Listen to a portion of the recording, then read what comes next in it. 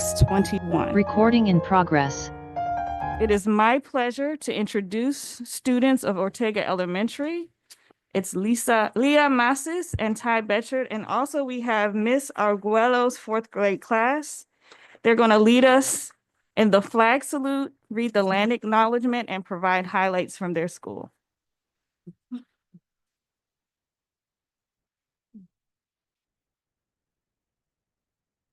I pledge allegiance. Wait, please stand. Please stand up.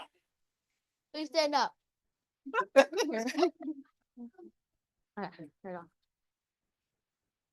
I pledge allegiance to the flag of the United States of America and to the republic for which it stands, one nation, under God, indivisible, with liberty and justice for all.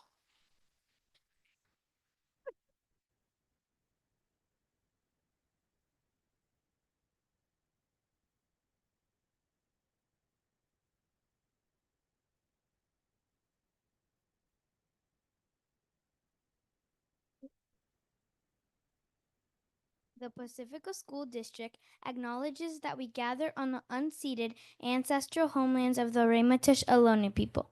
As guests, we humbly extend our gratitude to the Ramaytush Ohlone elders and community. We recognize that we benefit from living and working on their traditional homeland, and we affirm their sovereign rights as First Peoples.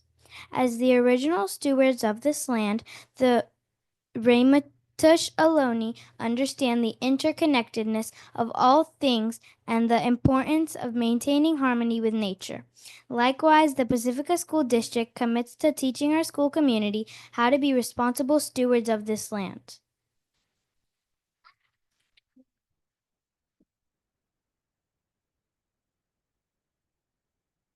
My class performed a song from Hopscotch called the Sun Song for a variety show. So this is about a third of my class here to perform it for you today. Okay.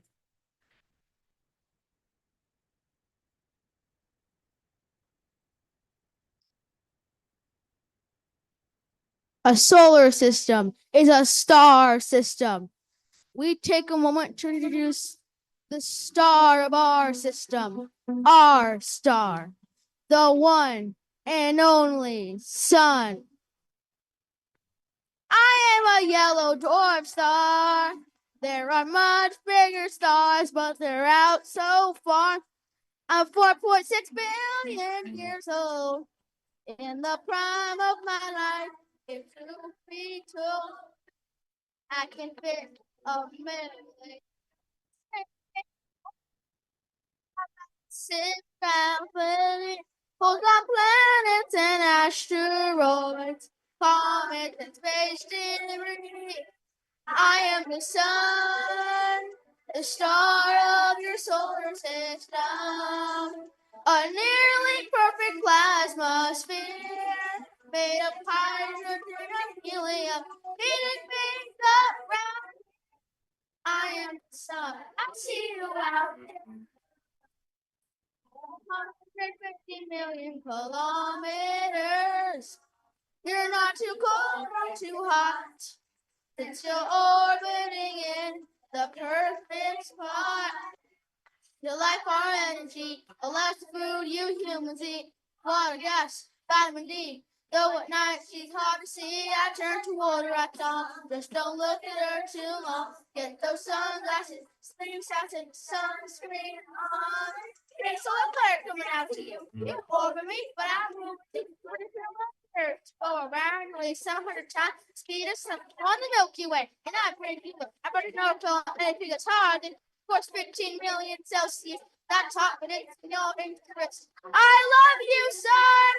See the light, feel the heat that you get from me. That's my nuclear fusion energy. Without me, there's no life. I'm a giant ball of energy.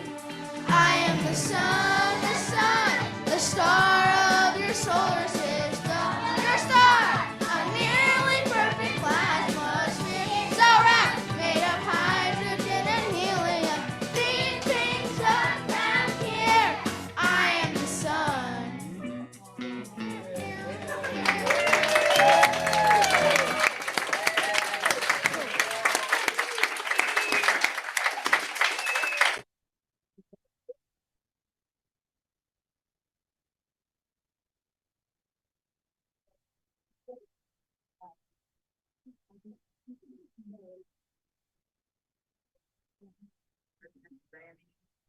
Can we have everyone introduce themselves?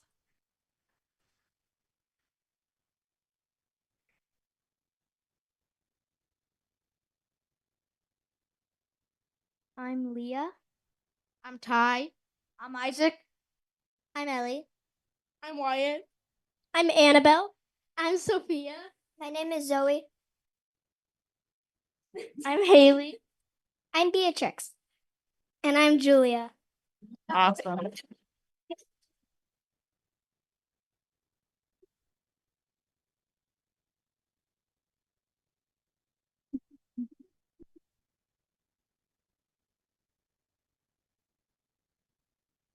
Thank you all so much. That was wonderful.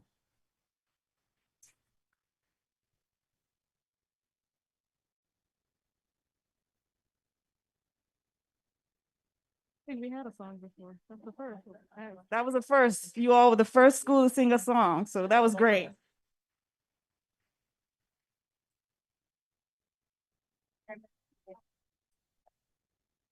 All right, Barbara, would you take roll, please?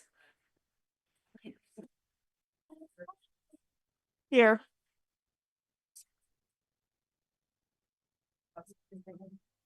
Second. All right.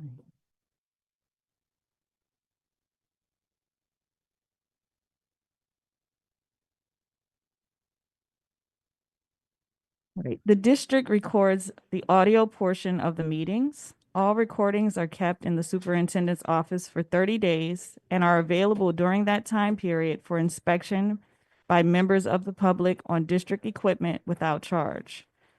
In-person speakers wishing to address the board on agenda or non-agenda items, please complete a request card with your name, address, and the item number and submit it to the board president or to the superintendent. You will be called to address the board and may speak for up to 3 minutes.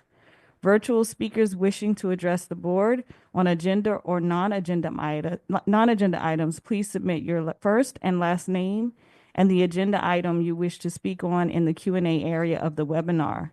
Please do not submit comments or questions in the Q&A area. You will be called to address the board. Your microphone will be unmuted and you may speak for up to 3 minutes. Please note, the public is welcome to provide comment to the board. Remarks are limited to 3 minutes unless extended or limited by vote of the board. A maximum of 20 minutes unless extended by the board is allocated for each subject discussed. The Brown Act open meeting regulations under which the board must operate do not allow board members to comment on non-agenda items or information you may bring up that are not on the agenda. Additionally, no action can be taken. However, the board may give direction to staff following a comment. All right, approve of the agenda. Are there any questions? Do I have a motion to approve the agenda?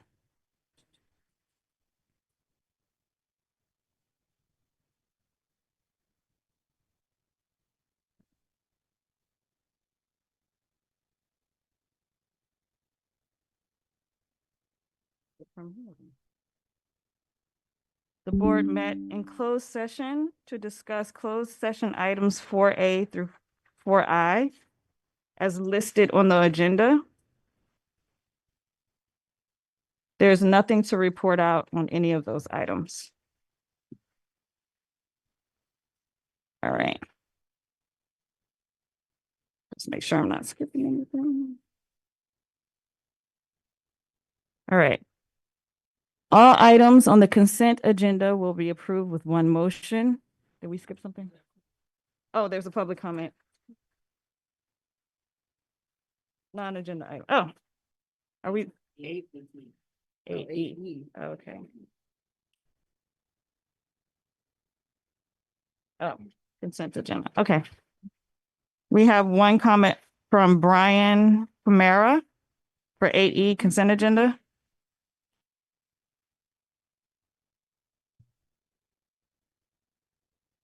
Here. Mhm. Hello, my name is Brian Camara. I'm a resident of Pacifica, the pastor of St. Andrew Presbyterian Church, the board chair of Terra Nova Christian Preschool, and dad to a very sweet 3-year-old boy whom I love.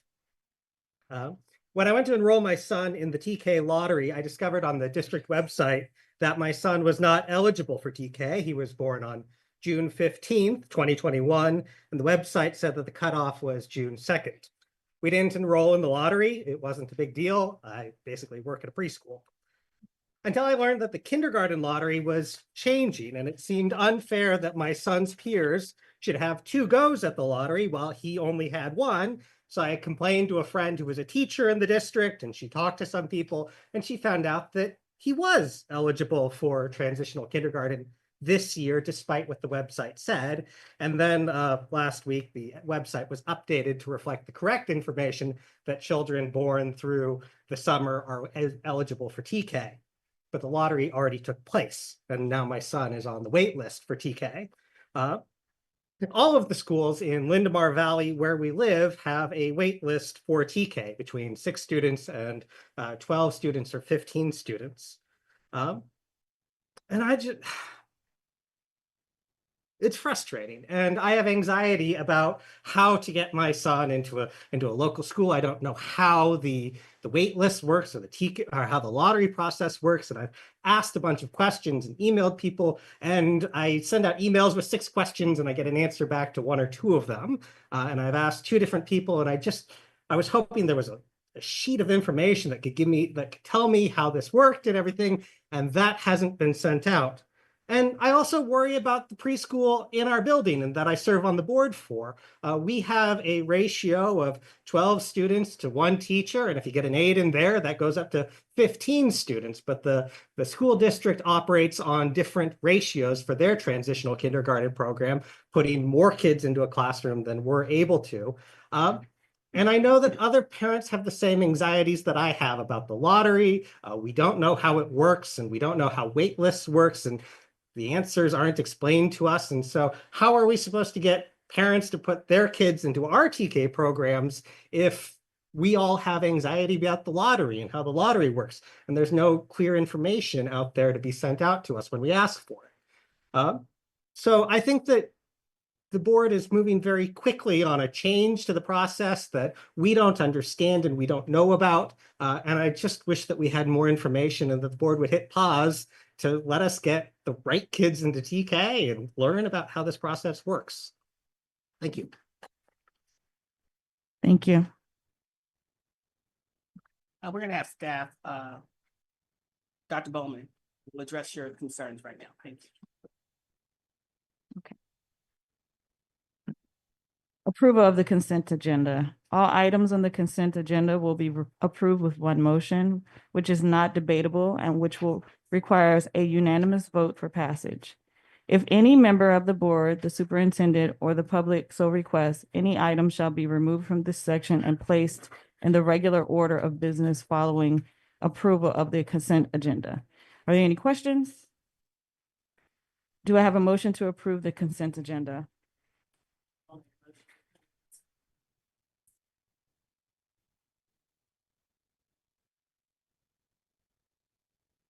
We are on superintendent and board special recognitions. So Dr. Williams. Good evening, everyone. Good evening to the Board of Trustees. We are super excited this evening to share with you our honoree for April 30th, 2025 board meeting. Shirley Cotter started volunteering 15 years ago and is an essential part of the Ortega family. Not only does she come in to help every Tuesday, Thursday, and Friday, but she also volunteers during school-wide events such as the Color Walk and Field Day. When asked what comes to mind when they think about Ms. Cotter, kids say the following. You ready? She helps with the hard stuff. She is encouraging and tells you good job when you really need to hear it. She gives us put-ups and tells us how to improve for the future.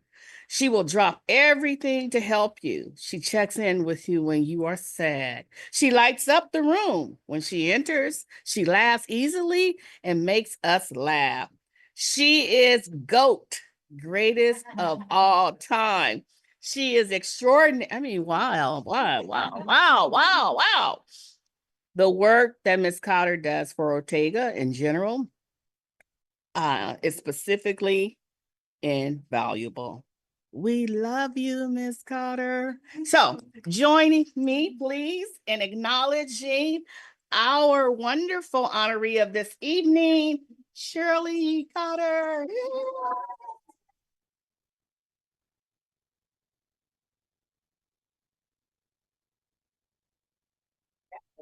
So here we are. On behalf of the. I'm coming. No, yeah, okay. So. Pacifica School District Board of Trustees and Superintendent present this certificate of appreciation awarded to Shirley Cotter. Thank you for your service and commitment to our students and staff. Awarded this 30th day of April 2025. Thank you for all that you do. Thank Thank you. I would like to say something that thank you for this honor. And when I go to school, when I enter Miss Arguello's classroom with the fourth graders, I feel honored there. So this is the icing on the cake. Thank you so much. Unfortunately, I do have to say something though. Yeah. I'm not smarter than a fourth grader. So I just have to keep coming back. And we want you back. So thanks very much. Thank you. Thank you. Thank you. Want you to all step up? Oh, yeah. Thank you. Thank you. I'll turn the microphone back. Okay, these are for you. Of course.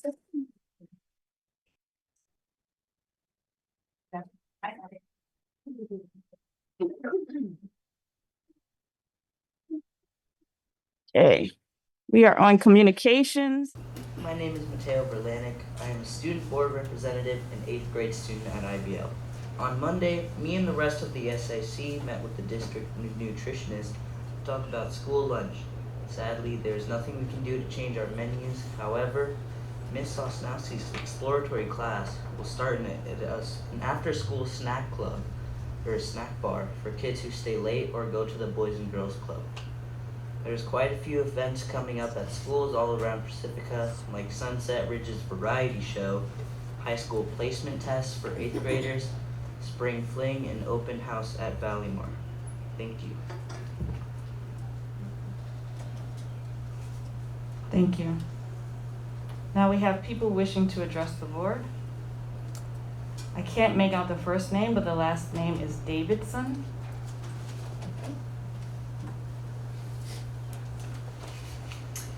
Valerie, thank you. Sorry. And I'm a resident and parent of students who attended Ocean Shore many years ago. I'm here, I appreciate the fact that the school district has a summary of the listening sessions now available on their website. And I'm waiting for further information. I've been promised that maybe by the end of May. So I'm requesting also costing of the listening sessions, the recommendations of the facilitator, and the action that the board took on those recommendations. Meanwhile, there is some frequently addressed questions. I felt that they didn't really address a lot of the major issues of the summary. And so to that end, I would be curious to have a much fuller report in a future board meeting of what the progressive transition is, and also a bit more explanation of co-location and what that entails.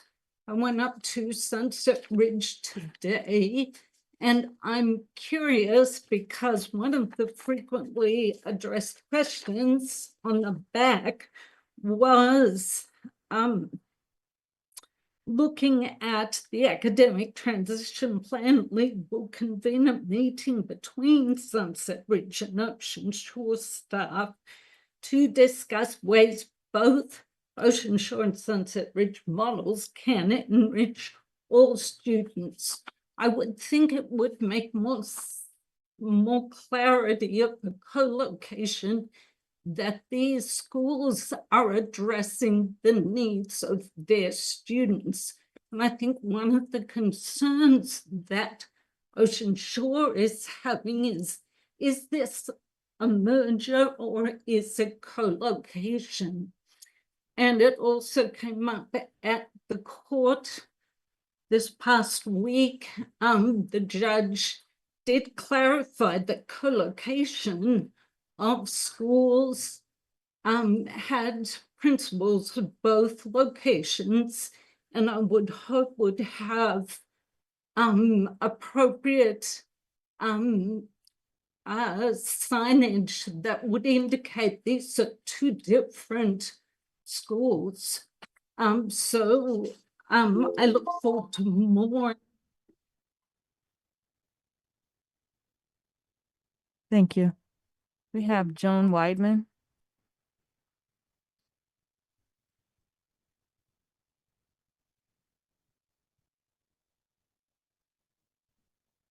Board from 2002 to 2014. In 2014, there were 3,200 students in Pacifica School District. Now there are about 2,700 students. In 2014, there was a superintendent and 3 cabinet level positions. Now there are 4 cabinet level positions and 2 administrators who report to the SPED ESS cabinet member. The ballot language for Measure EE is similar to all the previous parcel taxes. To maintain and enhance quality elementary middle school education with local funding the state cannot take away by attracting, retaining highly qualified teachers, counselors, staff, enhancing math, history, reading, and writing programs, maintaining hands-on science, technology, art, music programs, and supporting student success.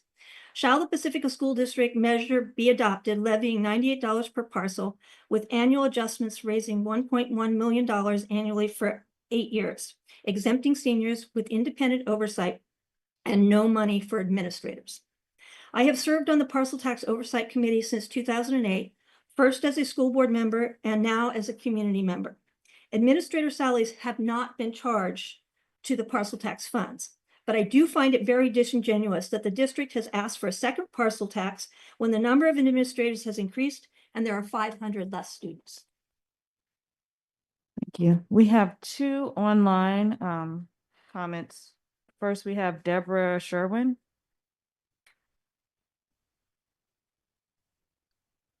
Hello.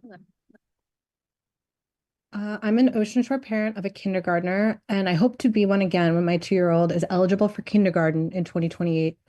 I'd like to comment on the administration of Ocean Shore's co-location on the SRE campus. In January, you voted for co-location. You made it extremely plain that you were not closing our school, that we were co-locating.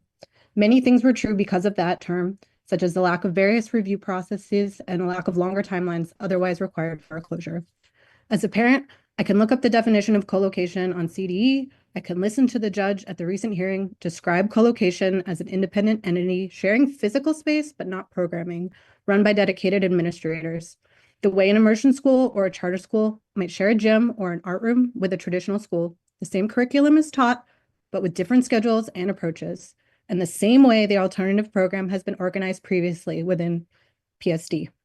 However, middle schoolers notwithstanding, what I'm learning from the K-5 transition team and the visionary team, and from many parents who have visited SRE's campus to tour, the information we've been provided on co-location does not fit that profile. We are asked to commit our children to the district for next year with vague and evasive communication on how classrooms will be organized. I understand that they will be fully merged with an overwhelmingly chaotic morning drop-off that no one knows how to resolve. I'm asking you to hold your administrators responsible for executing and delivering what was voted for, a co-location, and to stop burdening parents with doing the admin's job on rush time spans. I'm truly looking forward to building community across the SRE campus next year with many of my neighbor families, as I'm hoping to strengthen the unique cohort of Ocean Shore kids and teachers that we've been blessed to be part of this year. Thank you. Next, we have Nicole.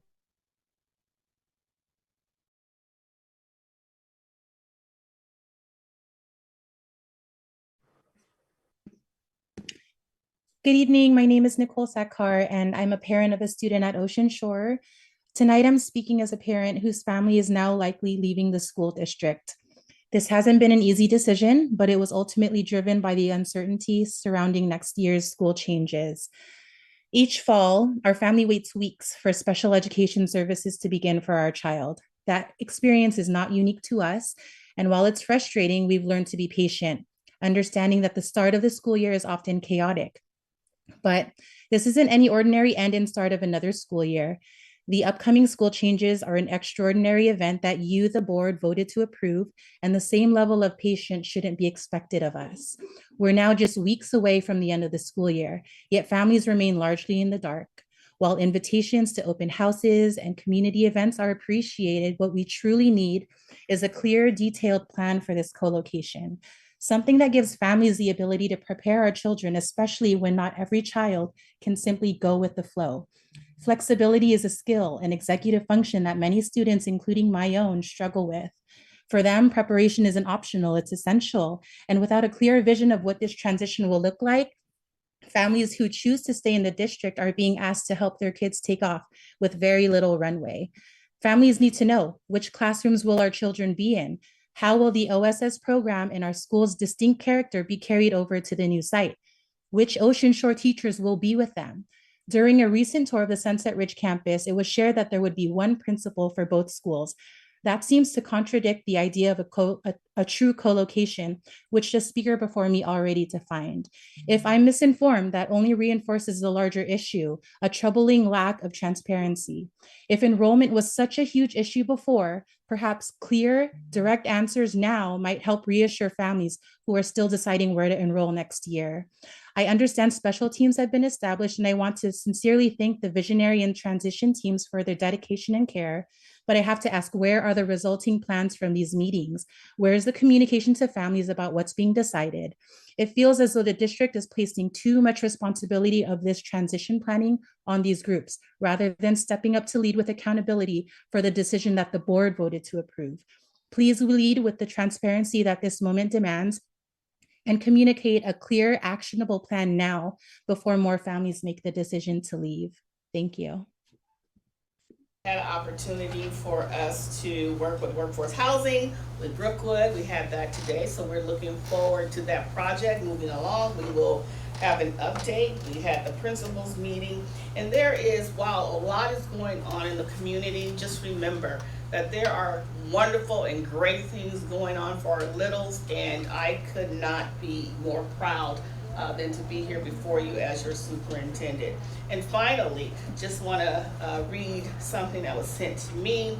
Hi, Dr. Williams. Just wanted to say I really enjoyed meeting you in person tonight. I truly meant it, that many of us appreciate all that you are doing for our kids. Thank you from the bottom of my mama heart. We are grateful for you. Thank you. Thank you. That's it for me. All right. So I guess we're going to move on to action items. We have 11A, workforce housing procurement methodology. Dr. David. Good evening, Vice President Topic, members of the board, Superintendent Williams, members of the community. Tonight we have before us an action item 11A. 11A is regarding our workforce housing procurement methodology. I am excited about this item, excited about the point in time and where we are as far as the workforce housing project. I know we have had the groundbreaking ceremony, which is very ceremonial, but for me, when we get to the request for proposal, that's really exciting for me because that's when we're starting to acquire the individuals that will do the work that we're asking them to do. Tonight you'll hear a presentation. The presentation will be by some individuals, and I'll name those individuals as well. Well, they'll review two options that we would like to go out with as far as a request for proposal. one being a design build and another one being a leaseback. With that being said, I'd like to invite up, as they choose to come up and articulate to you, Lev, I always butcher his name. I just call him Lev. He just lets me call him Lev. So we'll call him Lev tonight.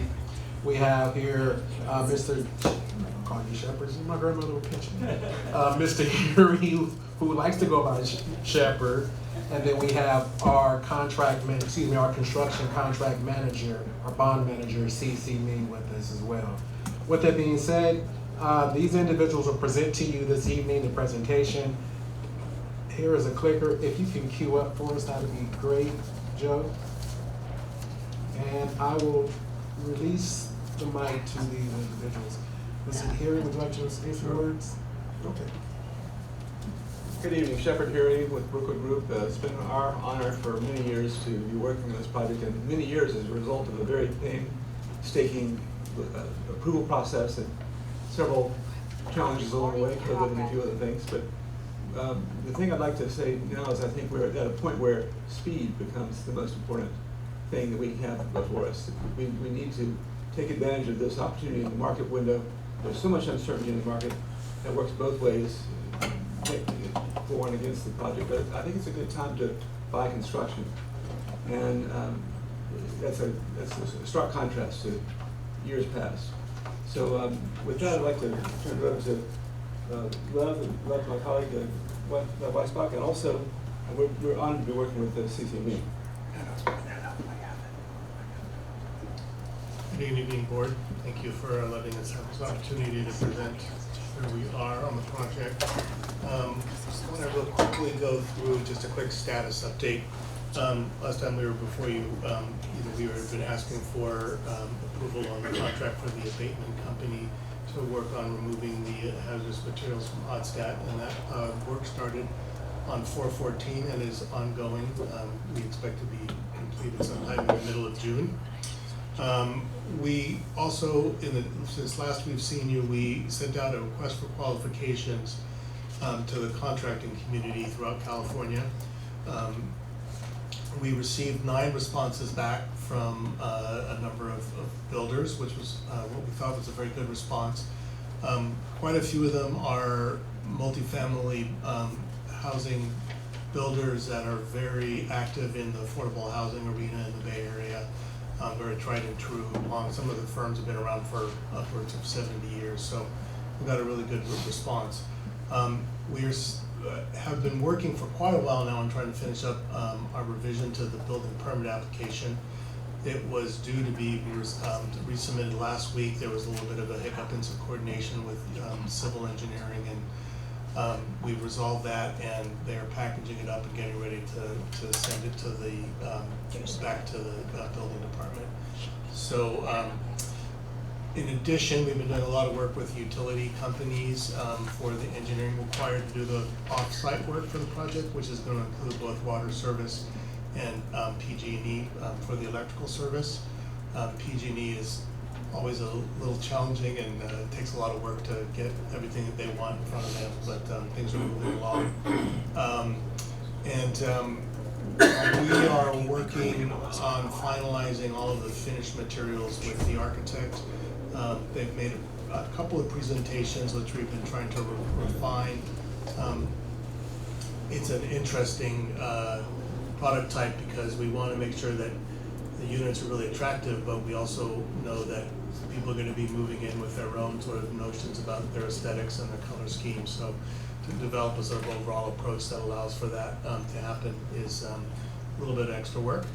And the next steps is as was introduced, that we really want to present to you the 2 options we have for moving forward with procurement for the project, 2 forms in which we can hire a general contractor. We're really looking for 2 sort of decisions tonight. One is letting us go out for the formal RFP for the proposals. We're whittling down the list of the qualified contractors that we collected, and we'll be trying to finalize that list after we've reviewed references which are coming in right now and are being reviewed to see if there's any issues with any of the firms that have sent us their qualifications.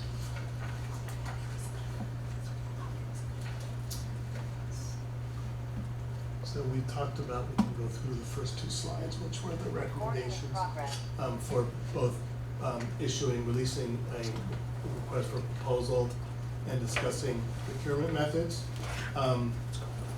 We're considering both design bid build and lease-back.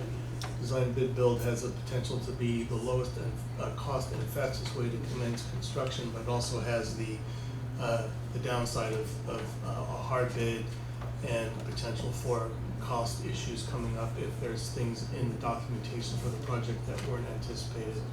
We do think that, as Shep noted, that the current construction market, we're already hearing about some projects being canceled and suspended, and I think that contractors will be fairly aggressive in trying to keep their workforces moving forward.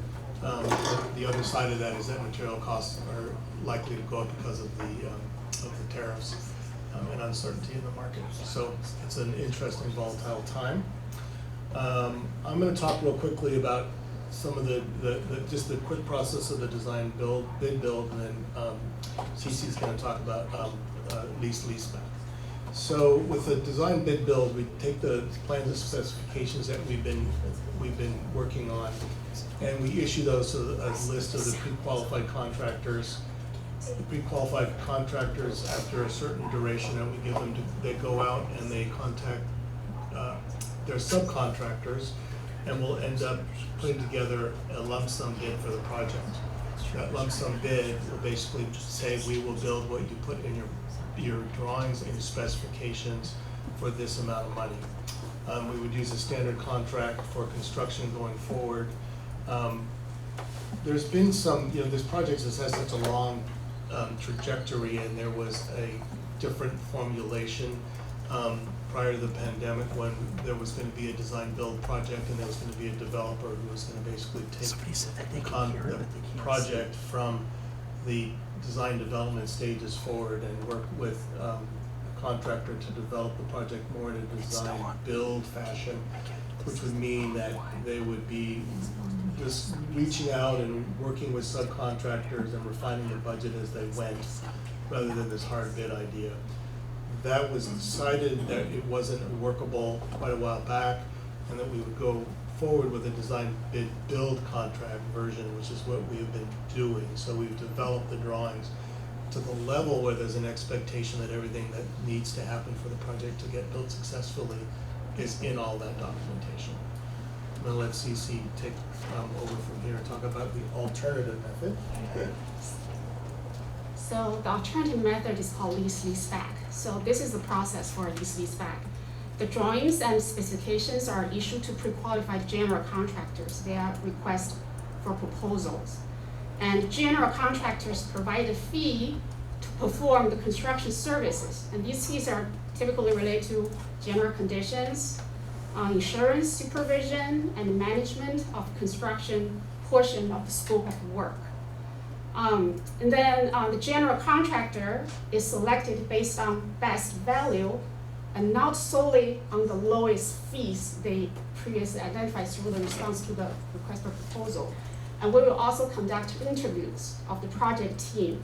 And we may ask them questions like, what's your technical and management approach in accomplishing the job to ensure meeting district project goals? Or how do you plan to use skilled and trained workers? So those are the, some of the process we determine what's are the best value contractor. And then after the contractor is selected by the district, the general contractor then advertise an open market and solicit bids from subcontractors. Then general contractor would present the final construction cost to the district. And all the subcontractors' competitive bids, result, and documents will be available to the district. So this final cost is called GMP. It is guaranteed maximum price. And this price includes the contractor's fee as previously agreed upon, and all the subcontractors' price that was bidded, and price for self-performed work. And as well as allowances to cover the potential change orders. For example, removal of contaminated soil, run into that, or deficiencies or issues in the drawings and specs.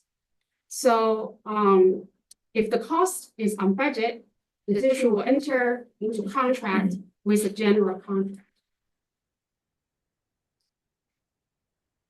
We're going to try to talk a little bit now about the pros and cons of both different approaches. So the design bid build, as noted, we issue the drawings and the specifications and we get a lump sum back. And we can move into contracting with the contractor once it is awarded to the low bidder, with the caveat that it's on budget. That really would be the shortest duration for us to get a contractor on board to actually get into ground and start working. That's because we don't have the duration of hiring the contractor and then having to wait for the subcontractor bids to happen after in a more serial fashion. It all happens at the same time. Competition between the contractors will give us an opportunity to look at the way that they approach the work and to we would have all of the subcontractor numbers and understand how they've gotten to their lump sum. And we think that competition oftentimes results in getting the lowest cost for the project. The scope and quality of the project, assuming that we don't have to go back and do value engineering and change any of the materials, is what we've defined now. So it will be predetermined and the quality will be as we've already defined it, and we will, through the course of construction, make sure that what is in the drawings and specifications is what's built. There's a clarity of roles in terms of what the district's consultants are responsible for per the construction documents. The deficiencies in it are that if there are holes in the drawings, let's say that we left off putting a toilet in a room, then the contractor will come back and say, well, there's a change order now for adding the toilet. Or there's kind of any number of things will come up if we have to add additional outlets in rooms. Change order list can be very extensive, but we're working with a contractor with an architectural firm that sort of specializes in putting together construction documents for multifamily housing projects. They've literally probably done tens of thousands of units at this point. And so we have a strong sense that their documents are going to be well completed. There always are change orders though, no matter what. Sometimes it's just because of things that we didn't anticipate that come up on the site, like CC mentioned, hazardous materials.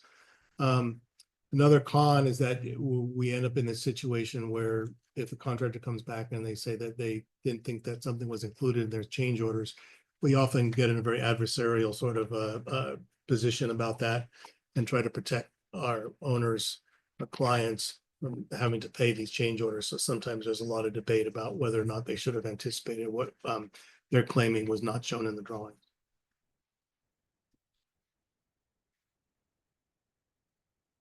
So the pros and cons for leaseback.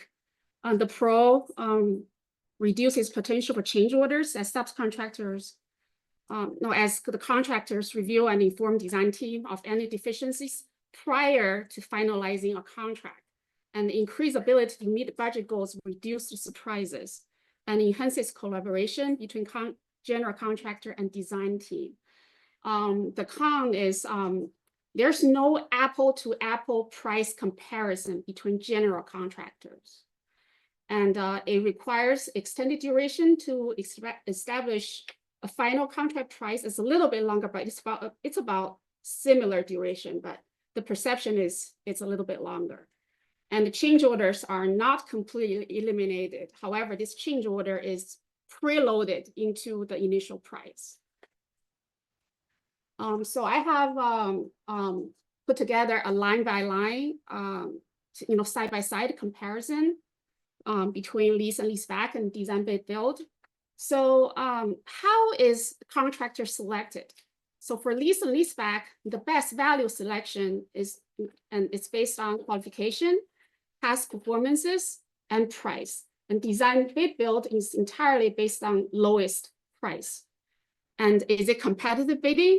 for lease back? Yes, for the subcontractor work and also the construction fees charged by the general contractor to manage and general contracting the job. And the design bid build is complete competitive. And what will the district receive? For lease back, the district will receive guaranteed maximum price, GMP, from the selected general contractor. Contractor review the plans, the specs, and based on their evaluation of the drawings, specs, the constructability and the complexity of the project, and also their field construction knowledge, they will assign an allowance accordingly to minimize change order. So the final product the district receives with the GMP prices guaranteed. So basically, we know how much money we have and what final product it'll get us. And for design bid build, it's basically as is bid price from each general contractor. So they basically just bid the plans and specifications. That's what they bid. And whatever the plans show, whatever the specs show. And the cost of the change order status is unknown. And final product we will receive is not guaranteed. If the remaining money is not enough to cover change orders, we will be obligated to reduce the project scope. This may mean there's no certainty to the initial low cost and potential for budget overrun. Is the owner obligated to accept the lowest price with lease back? No. Owners select the general contractor first based on the best value. Design bid build, yes, we have to select or accept the lowest responsible bid. There's no meeting or interview of the contractor's project team. Price vs final product, okay? For lease back, the outcome of the project is predictable. Contractor evaluate, assigns all allowance for the unknown costs upfront. So we see the total cost upfront. We know how much money we have and what final product it'll get us. And for the design bid build, the outcome of the project is unpredictable. We don't know the amount of change orders and the final product may not meet our expectations. Problem solving during construction, lease back.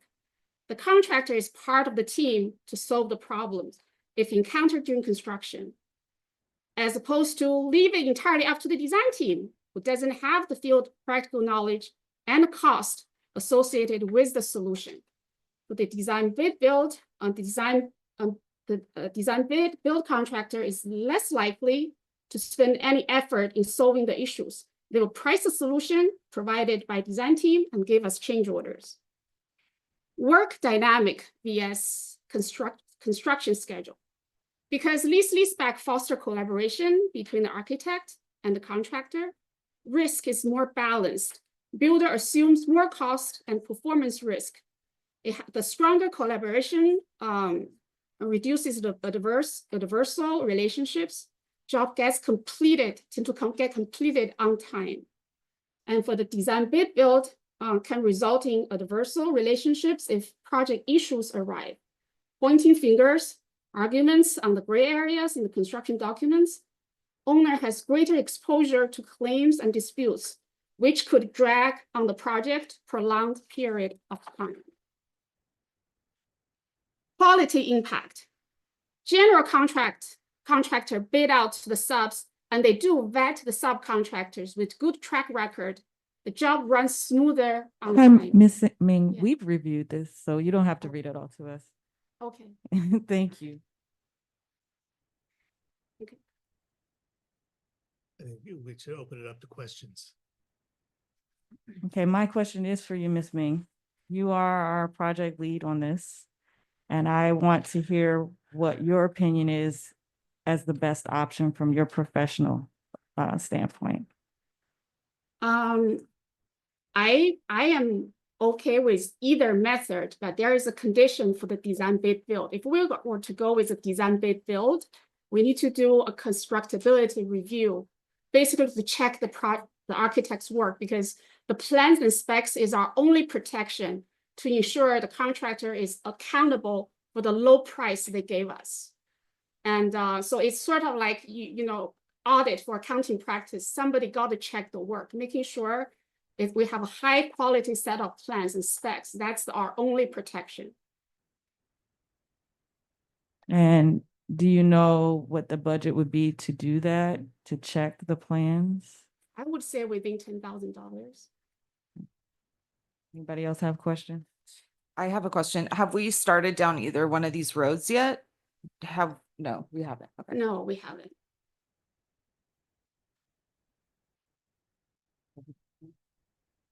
Okay, so I have a couple questions. So really what it comes down to is the specs and making sure that we've made the decisions all the way down to the flooring and the sink and that kind of thing. I guess what I'm wondering is how far we are away from that. I know it's Alan, right, that does the plans. He's tremendous, but I'm just not sure how far we are in that process. So we're 98% done. You know, we have all of the materials are shown on the drawings as in terms of whether it's a tile or LVT or a, you know, ceramic floor material. Paint is scheduled. We're just playing with colors now. Okay. So all of that is really completed, and the color issue is something that is over the next couple of days will be finalized. And we're planning on preparing some interior rendered perspectives that will show those materials in the context of the units.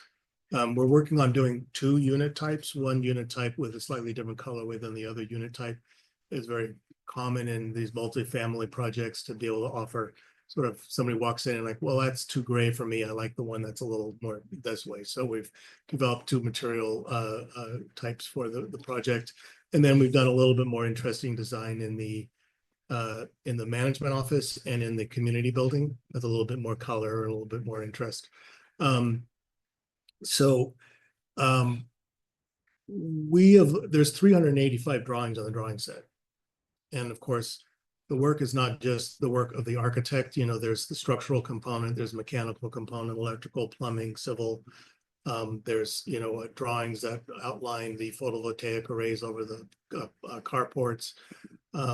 So it's quite a bit of information.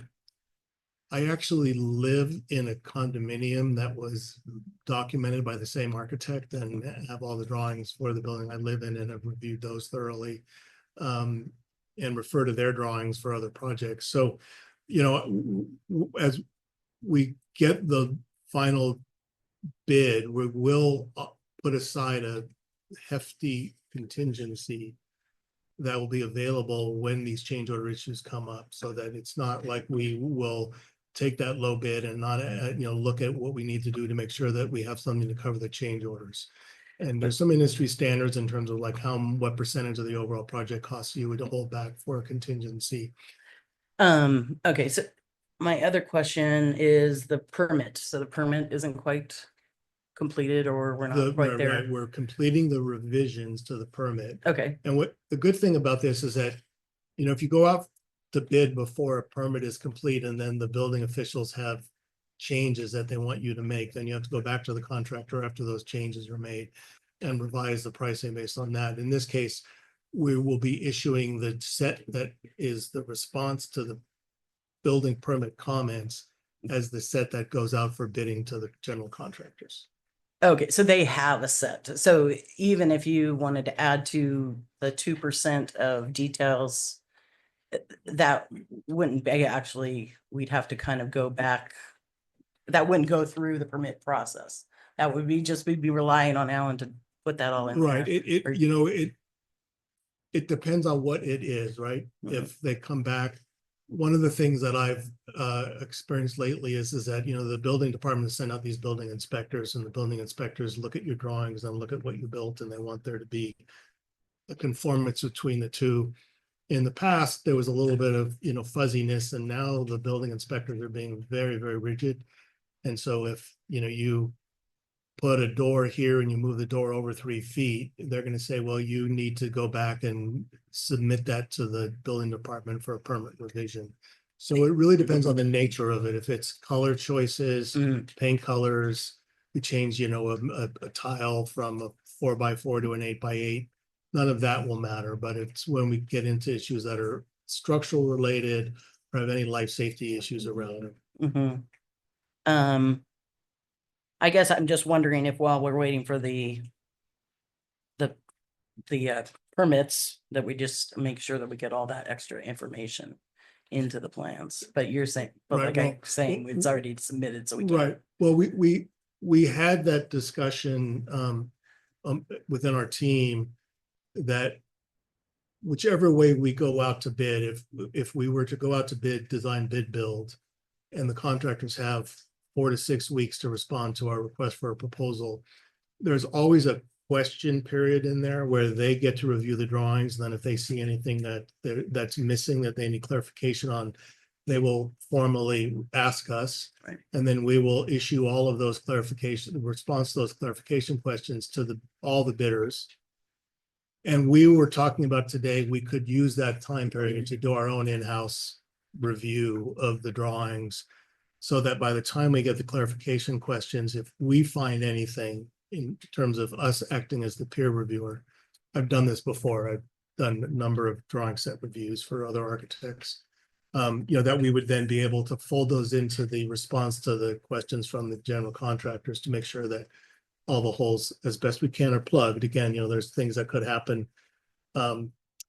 We have the issue right now of the tariffs and the availability of materials and what could change in the market. You know, I read a crazy story about a game designer who has a container of games coming that he was intending on selling for Christmas. That boat turned around and went back because the tariff rates were so high that they weren't going to accept it. So we have that issue, you know, we have to. Yeah, I mean, I guess I like having competitive bidding, so that we can know that we're getting the lowest bid. But I am concerned, you know, the state of the nation right now, and, you know, diving into this, that we make sure that we aren't wasting any extra money, and we're making sure we get rid of any change orders possible before we get there. And I realize you can't always anticipate. I get that. But anyway, that's just kind of how I'm feeling. I want to just, I mean, I just want to make sure we have all the details, so we're not repeating ourselves and wasting money and moving forward. Right.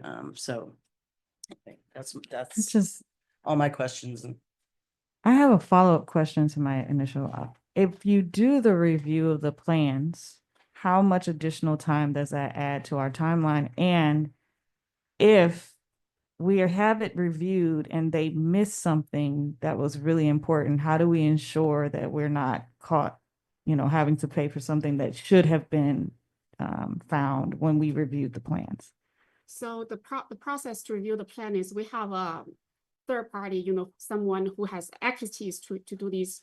Basically, it's a quality control peer review, and they will go through the entire set of plans. You'll find conflicts, deficiencies, errors, you know, coordination, interdisciplinary coordinations, you know, the coordination between, you know, different trades.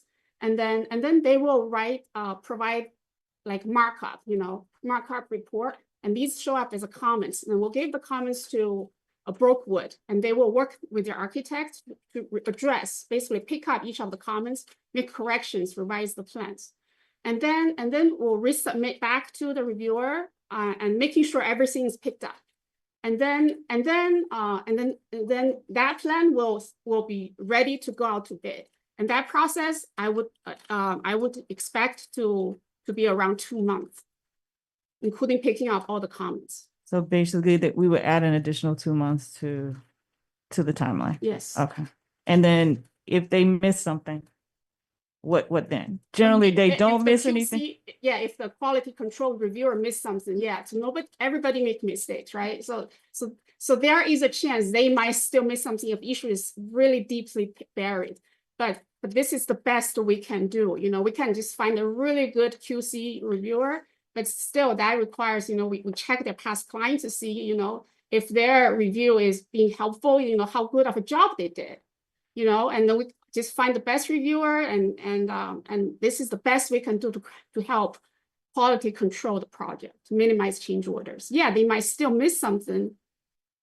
That's just the nature of the business. So we would add 2 months and about approximately $10,000 if we go that route. Yeah, Okay. but then if we don't do it, It's risky. it's risky, it's risky. But like Lev said, they hired, a really good architect. But I always say, like, even when you hire the best accountant, you still got to check their numbers.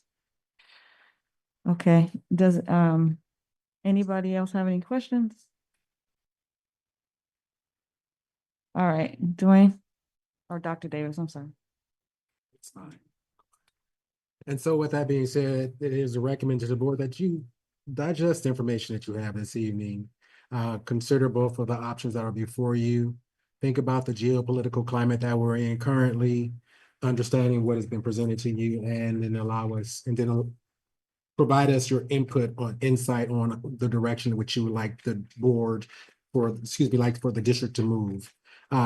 If you have any additional questions, I'm certain you will throughout the night as you consider the two options. If you have any additional questions, please feel free to send myself along with the superintendent an email so that we can make certain those questions are addressed for you as well. Recommendation from the district, please. The recommendation from the district that's listed on here has been redacted. And so if you're asking me my recommendation is that we move forward with a design build. That's my personal. And if you're asking me why over the other, it's more so because as you do a lease back, you build in additional costs that you may not have up front. And so I'm a little concerned about that. I have some little trepidation around the geopolitical climate that we have currently as well. But they both have those elements in them. For me, a lease back, I don't want to say is a little more inflated of a cost up front. The theory behind it is that they build in the contingencies of the additional change orders. But if you have a very good set of plans and program, then you won't have as many change orders as people typically think of. And so for me, it's basically awarding money to a contractor that hasn't been earned for me. And so, but nonetheless, the two experts that you heard here are much more astute in architecture than myself. Chief business official means you have a very wide breadth and depth, but they have the depth of knowledge as well, and are able to participate and produce information for you that is much more critical. Dr. Davis, do you think that we need a constructability review? I think if we did a constructability review, we have to also consider the time frame, understanding what the board wanted to move with some expediency.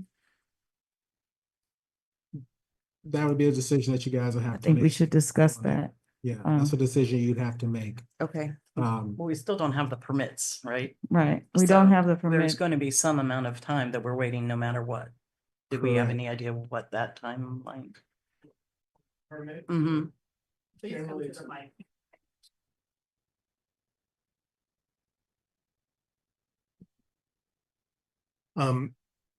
it'll be a 30-day re-review once we complete the resubmittal. And, fingers crossed that we've taken care of all the comments. Some of the comments where we knew that we had to make sure that we were on the right track, we already have gone back to the plan check and building authorities and talked to them about our approach to solving some of the issues. And they've signed off on those. So we don't expect any surprise. Okay, so essentially if we went with doing the quality control on the that CC's recommending, so we'd still be waiting. 30 days is already going to be taken up by the permitting process. So really, we're just waiting an additional 30 days. But we would be bidding the Potentially. bidding Oh. the project during that 30 days if we did the design bid build. Oh, I see. So what you're saying. my question is, if we do the quality control assessment and the plans come back and they're different, do we have to resubmit for a permit again after that? Potentially, depending on what those changes are. So have So- you, sorry. Go Have you- ahead. Have you already resubmitted the permit or is that happening any day? Any day. So we've already completed all the Okay. drawings. It's just being kind of packaged up right now. They generally, after you finish the drawings, they also want a narrative description of everything you've done on every drawing set. So the architect is trying to finish that off so that he has everything he needs to hand back in.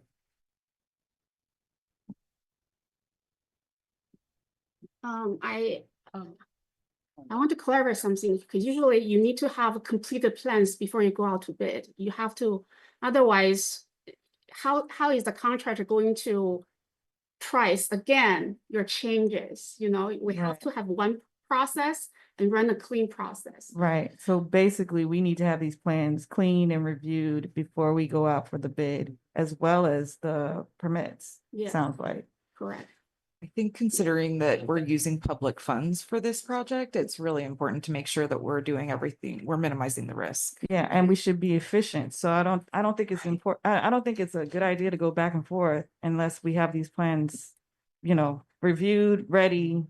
It seems like we're going back and forth when we should have everything done, one line. Yeah, so I'm not sure if we should vote on this right now. Well, and that was the recommendation, that you consider what you've heard tonight and have a discussion. If you had additional questions, do feel free to send myself and the superintendent an email with those questions and we will follow up for you. Yeah, I just want to clarify, and Lev, can you clarify, actually in terms of the timeline and what that process would look like, if we were to move forward, if the board chose to move forward today? So if With the recommendation of the lease bid back. So Cece has said that she doesn't feel the necessity for the peer review if we do lease back. The design bid. So we would issue the RFP requesting the proposals from the general contractors for what was described as it's like asking them, what is your overhead and profit gonna be? And then you make a decision based on what the structure is of their overhead and profit and their qualifications. Then they go out for sub bidding. They're gonna want, what would you say, 4 to 6 weeks for sub bidding? Yes. So we have, 4 to 6 weeks. Yes. we'll have 1 month to get their proposals. We'll probably need an additional month to evaluate their proposals and to conduct interviews. And then following that, we would need another 4 to 6 weeks for sub bids to come back.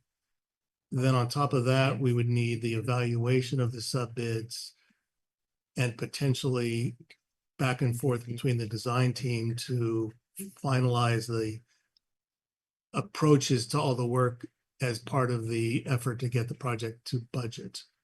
Oh, that's sorry. So I'm just gonna jump in. So it sounds like, yeah, so it sounds like to me, for clarification purposes, if we do the lease back, we don't have to worry about the design quality control. We can move forward right now, and then the contractor, whoever we work with, will work with us to get everything together, the designs and everything. If we go with the design bid build, then we need to have those plans together and reviewed before we get permitted, before we, go out for requests for bids, et cetera. So that's my understanding. Am I? But that's an assumption that the drawings have deficiencies. Yeah, that but- it's worth to doing that, because remember, there's a cost of time. There's a cost of time, but there's also a cost if it's not done right. And then in the back end, we get caught with change request because But we as I've didn't. noted, we keep a certain amount of Yeah, money I know, to pay but for I'm, that. I'm a cautious person. Yeah. Yeah, no, I understand that. Yeah. The other thing too that I really am worried about is we start this project in the fall and we get into the weather, we get weather related delays. And so there's a whole, Yeah. snowball effect So to I'm gonna, consider in both directions. yeah, I'm gonna ask my fellow trustees, what are you thinking? Because for me, I'm okay with either. However, if we go design, bid, build, I think that before we even approve that, we need to have the quality assessment, period. And so I'm just, you know, with the tariffs and the uncertainty in the future, I think that we may save some money by going design, bid, build, or bid, build, but we do need to make sure that our designs are checked. Yeah, that we do that constructability review. Yeah, and so we can, I don't know if we should do the constructability assessment first and then. You can move forward if you choose. Mhm. Because it's either one. It's either one. But with the design bid build with the quality. Control. Yeah, I think So you that's, can afford that. I like that option. If you choose. That sounds, okay, so does anybody want to make a motion for the design, bid, build with the quality assessment first? Sure, I'll make a motion to approve the design, no, the bid, build. Design, bid, build. As long as we also do the constructability review. With the Sorry. stipulation of With the constructability. With the stipulation of the constructability review. Yes. I'll second that.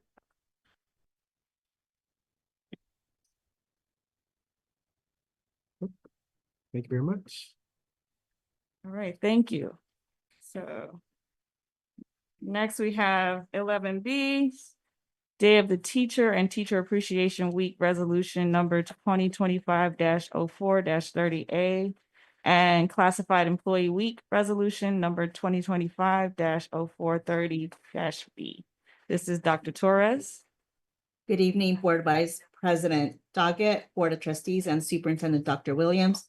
We would like to bring forth resolution number 2025-04-30A to honor all our certificated employees and resolution 2025-04-30B to honor all our classified employees. In acknowledgement of the important service provided to our students and families by both Pacifica School District's dedicated teachers, certificated staff, and classified school employees, it is fitting that the month of May be declared and celebrated as School Personnel Appreciation Month, allowing many members of the school district and larger Pacifica community to thank, acknowledge, and honor the individuals who engage in the noble work of nurturing, taking care of, and educating our children, ensuring each student is well prepared for an evolving world. Since 1986, California has acknowledged the invaluable contributions of classified and certificated employees during the month of May. This year, May 18th to 24th is designated as Classified School Employee Week, and across the nation, May 6, 2025 has been designated as National Day of the Teacher, and May 5th through 9th has been designated as Teacher Appreciation Week. Additionally, California has designated May 14th, 2025 as California Day of the Teacher.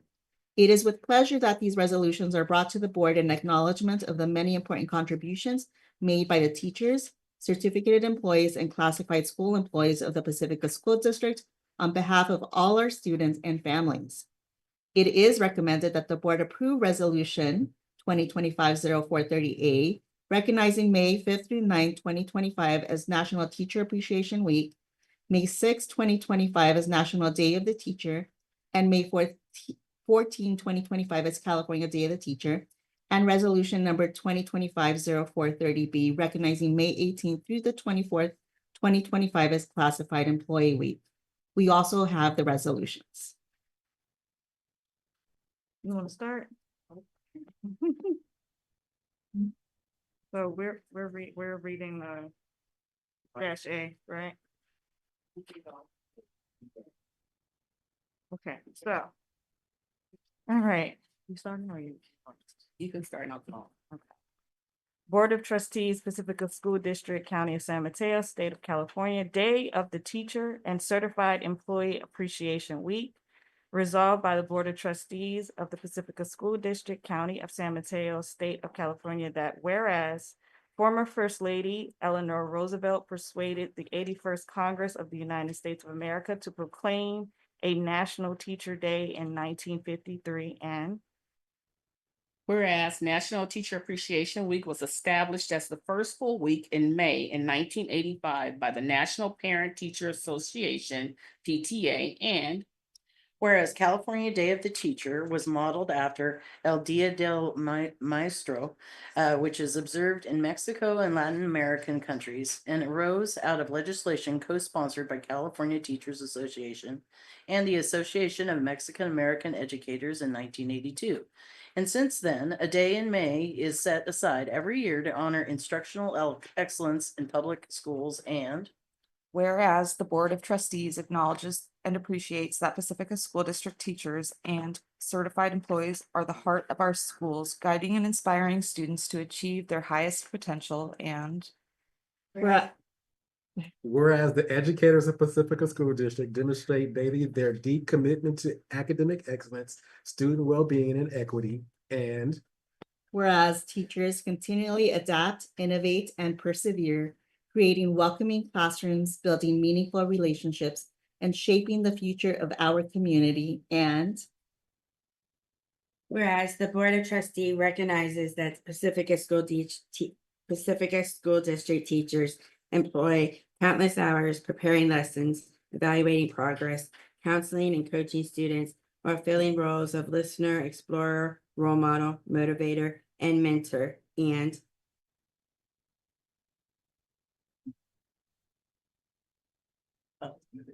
it's you, Barbara. It's your turn. where the Board of Trustees recognizes Pacifica School District teachers nurture the academic, social, emotional, and physical development of students while inspiring lifelong learning. And whereas the success of our children and communities and the success of our nation, state, and community are considerably influenced by exemplary teachers who devote their heart and mind to helping our public schools and youth excel. And whereas the teaching profession should be afforded high public esteem and reflect community's value on public education. And whereas the Board of Trustees appreciate our Pacifica School District teachers and all certificated employees who strive to create a learning community that facilitates each and every student's academic and social emotional growth.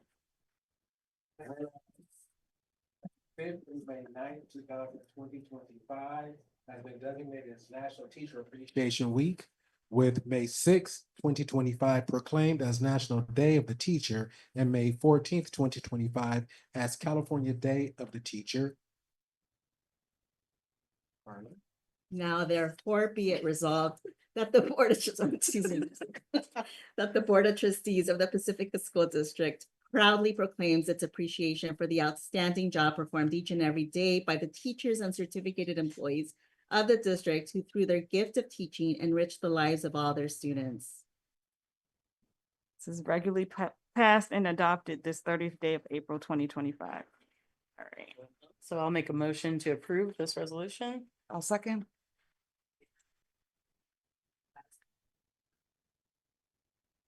There is one more resolution. All right. Resolution number 2025-0430-B, Board of Trustees, Pacifica School District, County of San Mateo, State of California, Classified School Employee Week, resolved by the Board of Trustees of the Pacifica School District, County of San Mateo, State of California, that whereas the education of our youth is imperative to our society, state, nation, and world, and classified employees in the Pacifica School District are the backbone of our public education system. And whereas the classified school employees of the Pacifica School District provide efficient and effective support and ancillary services that are essential ingredients to excellent teaching, sound administration, and high student achievement, and classified school employees are rarely in the spotlight, but are always central to the activities of our schools, serving with professionalism and dedication and setting a high standard for care and compassion. And whereas many classified school employees serve as paraprofessionals and behaviorists, providing direct assistance to certificated staff in the classroom and giving students the individual attention and support they need to succeed academically.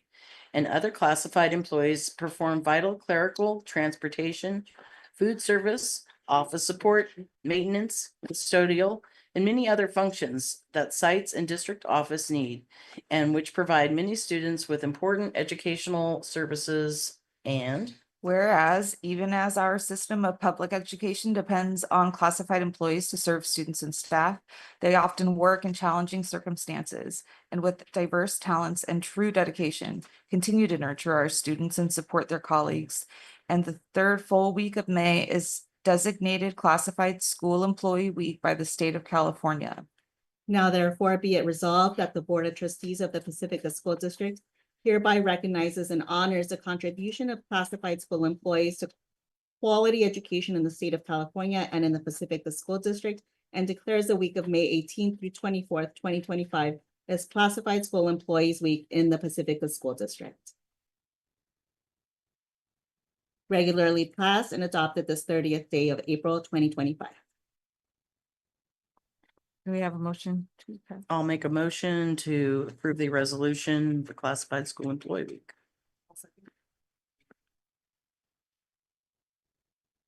Thank you.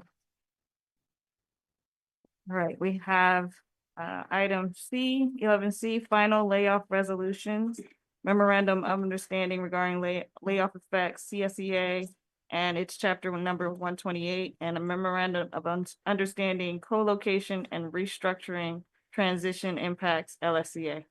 This is Dr. Torres.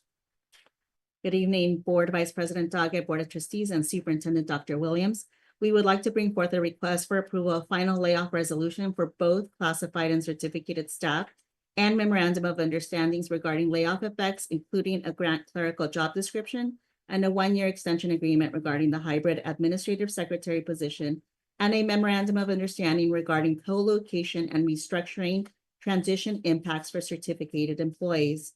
We met with our labor partner, Laguna Salada Education Association, to negotiate impacts of the co-location and restructuring transitions for certificated employees. We agreed on a memorandum of understanding regarding co-location and restructuring transition impacts for certificated employees on March 10th, 2025. With our labor partner, CSEA, and its chapter 128, we met on April 4th, 2025 to negotiate layoff effects. We came to an agreement with a memorandum of understanding, which included a grant clerk job description and a one-year extension agreement regarding hybrid administrative secretary position. It is recommended that the Board of Trustees approve the final layoff resolutions 2025-0430C and 2025-0430D. Memorandum of understanding regarding layoff effects, including a grant clerical job description and a one-year extension agreement regarding the hybrid administrative secretary position, and a memorandum of understanding regarding the co-location and restructuring transition impacts. Okay, do we have any questions regarding this? No questions. Do I have a motion to approve? I'll make a motion to approve the final layoff resolutions. Second. Thank you.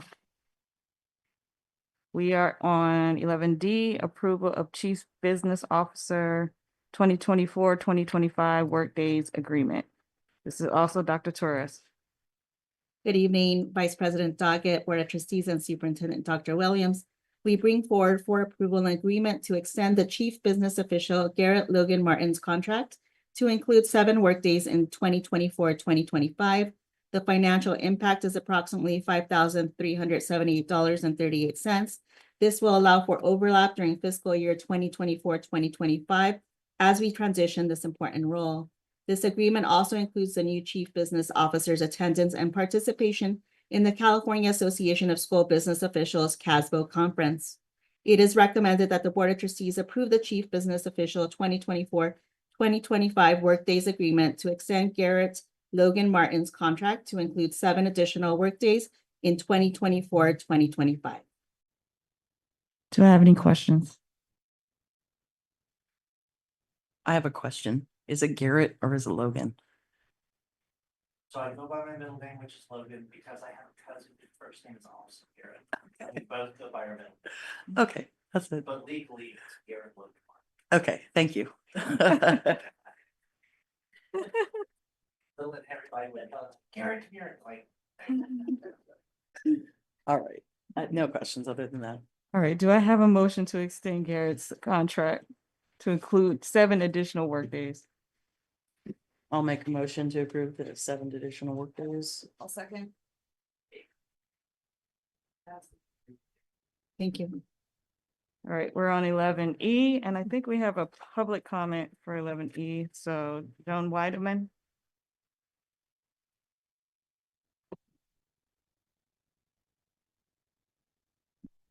Joan Weideman. Yes, I want to recognize that the increase in transfers at the end of the year is something common that the board does. Budgets go over and budgets are under. At the bottom of this resolution, it does say that the elementary districts with 901 or more ADA must submit a budgetary revision specifying the individual transfers needed to ensure that all major expenditure classifications are positive at year end. Since nothing was posted around that, on the board items, I'm hoping to hear tonight from that what kind of transfers are being made from what accounts to what accounts. Thank you. So this is Dr. Davis. Again, good evening, board. Vice President Doggett, members of the board, Superintendent Williams, and members of the community. As expressed, you have a action item in front of you. You have action item 11E. As expressed previously, it is a routine matter for us. With that being said, allowing the district the opportunity and the necessary authority to make adjustments as well as transfers on behalf of the board. At this point in time, we are developing our 25-26 budget and have not collapsed into closing out our 24-25 budget. So we're not able to identify what those transfers will be at this point in time. But as they do become available, we absolutely will make those available to the public as well. With that being said, the recommendation before you is to accept resolution 2025-04-30E to authorize the county superintendent of schools to make such transfers at the close of the 24-25 school year as may be necessary to permit the payment of obligations the district incurred during the year. All right, are there any questions? Do I have a motion to approve resolution 2025-4-30-E? I'll make a motion to approve. I'll second. Thank you. And now we're on 11F, Sunset Ridge School Staff Parking Lot Enlargement Contract. This is also Dr. Davis. Yes, again, another action item 11F pertaining to the expansion of the parking lot for Sunset Ridge. The expansion will facilitate and provide additional opportunity and space for the staffing that will be co-located on the site from the other sites that are moving, from the other sites. With that being said, we went out for bidding through the Coupa process. We have 3 responsible bids here. The lowest bid being Isaac Nathaniel Excavated and Paving at $64,500. That being the lowest responsible bid, it is recommended to the board that we enter into a contract with Isaac Nathaniel Excavated and Paving. Are there any questions regarding this item? Okay, do I have a motion to approve this staff parking lot enlargement contract? I'll make a motion to approve the Sunset Ridge staff parking lot enlargement contract. I'll second.